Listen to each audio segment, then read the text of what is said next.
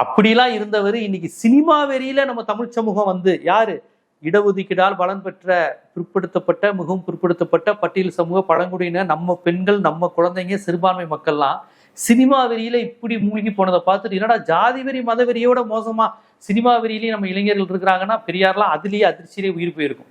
பெரியார் காமராஜர் மாதிரி தலைவர்கள் அண்ணா மாதிரி தலைவர்கள்லாம் கேட்டிருந்தாங்கன்னா அவங்க பார்த்த இளைஞர்கள் வேற.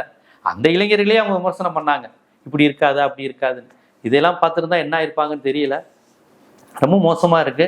அதனால உங்க வீட்டில் விஜி அந்த விஜய் சொல்ற மாதிரி விஜயோ இருந்தாங்கன்னா அந்த குழந்தைங்களை மே 4ஆம் தேதி ரிசல்ட் டிவியில பார்த்துட்டு இருந்தாங்கன்னா பக்கத்திலே உட்காந்து கொஞ்சம் பாருங்க. பாய்சனும் வேற மாதிரி எதுவும் முடிவில் எடுத்து, ஏன்னா அதை அவன் ஹீரோயிசமா பண்றான். உயிர் துரத்தல், சூசைட் பண்ணிக்கிறது, இதை வந்து ஏதோ ஒரு போருக்காக தயாராகிற மாதிரி, நாட்டுக்காக உயிர் கொடுக்குற மாதிரி இது பண்றான். ஹீரோயிசம்னா என்னன்னு தெரியல.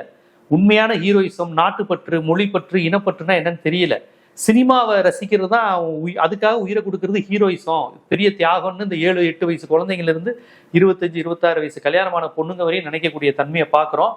அப்படி பேசினவங்கலாம் உயிரை விடுவாங்களான்னு தெரியாது. அதெல்லாம் ஜூனியர் ஆர்டிஸ்ட் செட்டப்பாக கூட இருக்கலாம். ஆனா அதனுடைய தாக்கத்தில் எத்தனை பேர் என்ன ஆக போறாங்கன்னு தெரியல. ஏன்னா இந்த எலெக்ஷனை வந்து அந்த மக்கள் எலெக்ஷனாகவும் தேர்தலாகவும் அரசியலாகவும் பார்க்கல. ஓப்பனிங் டே படம் வருது, அதுல நம்ம ஆடுறோம், டான்ஸ் ஆடுறோம், ரிசல்ட் என்னைக்கு அப்படிங்கிற மாதிரி பாக்குற மாதிரி இருக்காங்க. ஏன்னா அவங்கள பொறுத்தவரையும் அவங்க ஓட்டு போட்டுட்டாங்க. அப்ப கண்டிப்பா அந்த கட்சி தான் ஜெயிக்கணும்.